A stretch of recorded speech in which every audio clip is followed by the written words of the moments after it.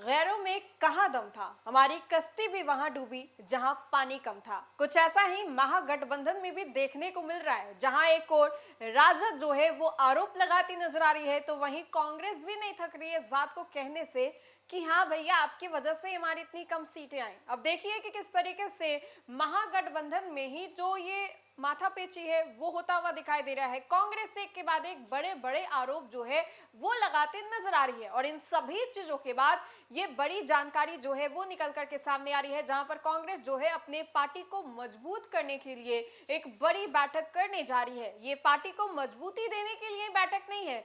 इस बैठक के बाद ये संभावना लगाई जा रही है, कयास जताए जा रहे हैं कि इस बैठक के बाद हो सके तो कांग्रेस जो है महागठबंधन से खुद को अलग भी कर सकती है। अब देखिए कि बिहार की राजनीति में कांग्रेस ने एक बड़ा स्टेप लेने का संकेत जो है वो दे दिया है। जिस तरीके से बयान एक के बाद एक आ रहे हैं, इससे ये कयास लगाए जा रहे हैं कि आने वाले समय में कांग्रेस खुद को महागठबंधन से अलग भी कर सकती है। विधानसभा चुनाव में लगातार घटती जो उनके जनाधार है उसको देखते हुए और गठबंधन राजनीति में पिछलग्गू सुनते हुए कांग्रेस जो है काफी ज्यादा हताश हो गई थी, परेशान हो गई थी। और इस बार के जो परिणाम निकल करके सामने आए हैं बिहार चुनाव के, वो तो कांग्रेस महागठबंधन को बड़ा झटका देते नजर आए। वैसे में दिल्ली में 3 दिनों से चल रहे मंथन में उम्मीदवार, जमीनी नेताओं और रणनीतिकारों ने प्रदेश की राजनीति वास्तविकता को खुल करके रखा है। सभी का मत यही है कि महागठबंधन में रहने से न केवल कांग्रेस का जो वोट है वो खिसका है, बल्कि कई क्षेत्रों में संगठन लगभग समाप्त की कागार पर पहुंच गया है। प्रदेश अध्यक्ष राजेश राम, प्रभारी कृष्णा लाबरू और पूर्व विधायक दल के नेता शकील अहमद खान ने पार्टी के नेतृत्व के सामने वही सच रखा है कि राजद के प्रभाव वाले इलाकों में कांग्रेस की पहचान जो है वो मिट गई है। गठबंधन के आक्रामक व्यवहार से परंपरागत वोट जो है वो भी दूरी बनाते नजर आए हैं वोटर्स। और वहीं 2010 में अकेले चुनाव लड़कर के 4 सीट लाने वाली कांग्रेस 7 दलों के गठबंधन में होने के बाद भी केवल 6 सीटों पर ही अटक गई। यह स्वयं के लिए बहुत बड़ा संकेत है।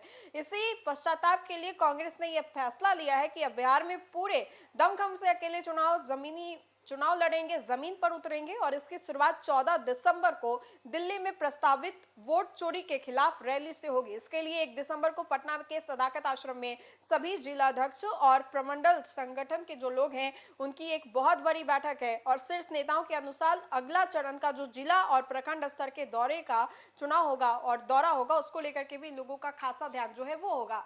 तो देखिए, शुरुआत में भी हमने आपको बताया कि किस तरीके से साथ में इन लोगों ने तो चुनाव लड़ा, महागठबंधन ने साथ होकर के चुनाव लड़ा, लेकिन सीट बंटवारे से पहले भी बहुत सारी बातें जो है वो चली थी। टूट की बातें, पिछलग्गू की बातें कि राजद का पिछलग्गू जो है वो कांग्रेस बने रहती है, कांग्रेस इतना बेहतर परफॉर्म नहीं कर पाती है, और अगर कांग्रेस कर भी लेती है तो ये कांग्रेस के लिए कोई बड़ी उपलब्धि नहीं होगी। अब हम आपको बताते हैं कि किस तरीके से कांग्रेस ने इस बार के चुनाव में बेहतर परफॉर्म करने के लिए क्या कुछ किया।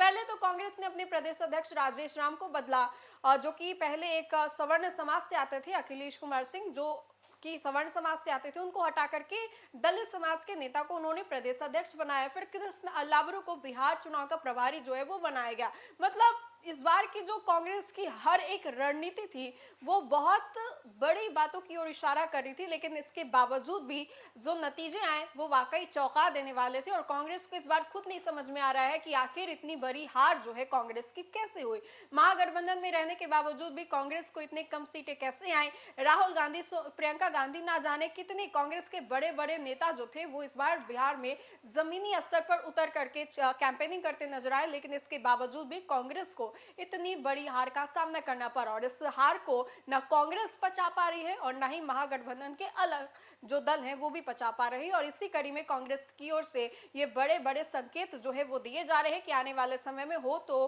कांग्रेस खुद को महागठबंधन से अलग भी कर लेती है। बहरहाल, आपको क्या लगता है कि क्या वाकई ऐसा कुछ होने वाला है? कांग्रेस आने वाले समय में महागठबंधन से खुद को अलग कर लेगी? और अगर अलग करती है तो राजद और कांग्रेस में ज्यादा बलशाली कहूं या फिर शक्तिशाली कौन दल सा होगा? तो फिलहाल के लिए इस खबर में इतना ही। खबरों का सिलसिला लगातार जारी रहेगा, देखते रहे न्यूज़4नेशन। बहुत बहुत शुक्रिया।